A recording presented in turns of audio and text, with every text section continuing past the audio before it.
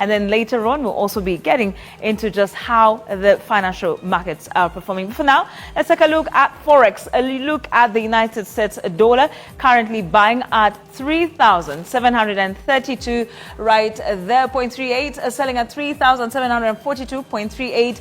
You look at the Great British Pound, maintaining that 5,000 mark, 5,077.16 buying, while selling at 5,092.26. You look at the Euro, 4,350.09 buying, while selling at 4,362.49. The Kenyan shilling at 28.82 while selling at 28.94. Tanzanian shilling moves from 1.39, now is at 1.40 buying to 1.42 selling, while the rand maintains at 233.94, selling at 234.64.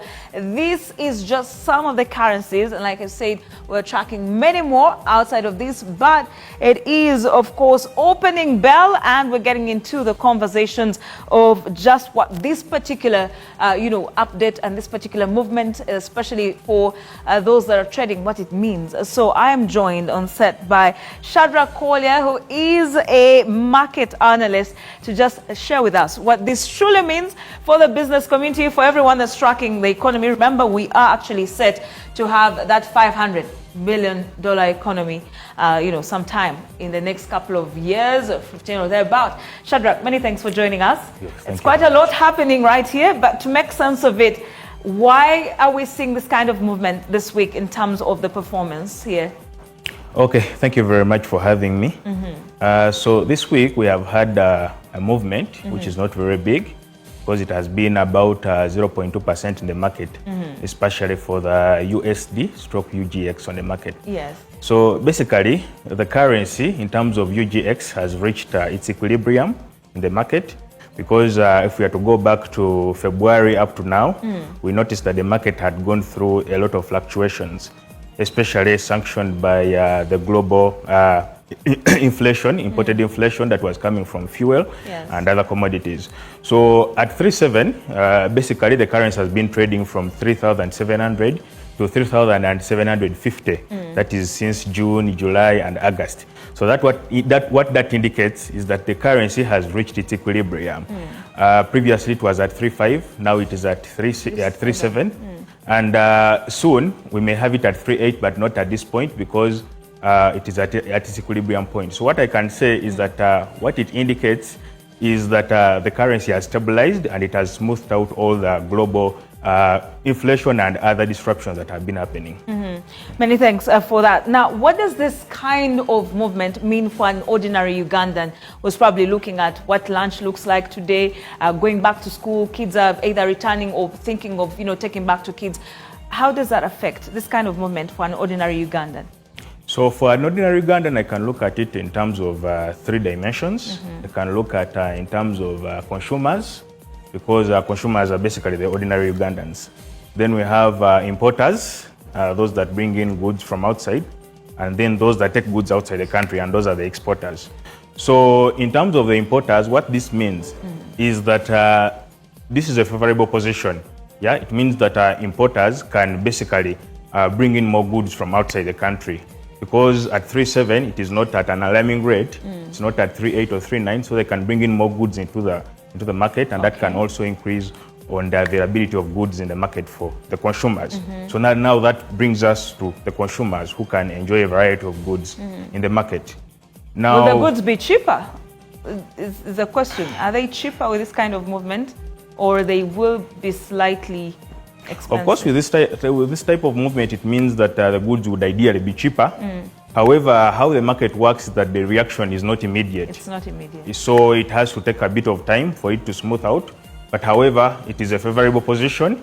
And for now, it means that more goods can come into the country, because it means that the currency is stable at the moment. Shadrach, before we let you go, we also want to look at what the financial markets look like, just because we're paying attention to selected counters on the Uganda Stock Exchange. So we'll be bringing that up to just find out how the financial markets are performing and what that means for the ordinary Ugandan. You look at Airtel Uganda, 170.49.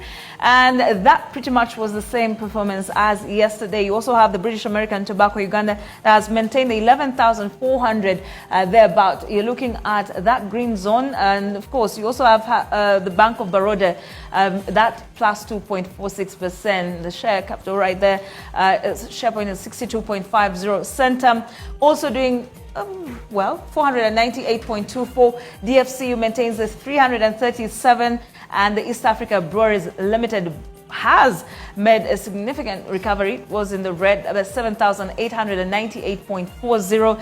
This is courtesy of the Uganda Stock Exchange. And so the conversation, Shadrach, is also we want to definitely make sense of this for an ordinary Ugandan that certainly will be looking at, you know, what drove the stock market to perform this particular way and which counters for you stood out. Okay. So in terms of the stock market, I would analyze it in as well 2 dimensions. Okay. Because we have local companies and the cross-listed companies. So the difference we have seen this week is that the local companies on the stock market have actually outperformed the cross-listed companies. Yeah. True. Because there have been we have Airtel Uganda, Yes. we have BOBU. We have DFCU. So basically what that means that Ugandans are actually picking interest in our local companies as regards the cross-listed companies, yes. Because if we look at the losers in the market for this week, we had companies like Kenya Airways and so many other companies that are international. And basically it's because some of them were actually in a loss-making position. Yes. And our local companies have actually had good positions in terms of their financials and all other dimensions. So basically, this means that we are picking interest in the stock market, number one. Because, as Ugandans. Yes, as Ugandans, yes, which is something that has not been there before. And also it means that as Ugandans, we can look at, for example, we have Airtel Uganda, and I don't see Uganda, MTN here. But I think it was one of those that gained, yeah. And then we have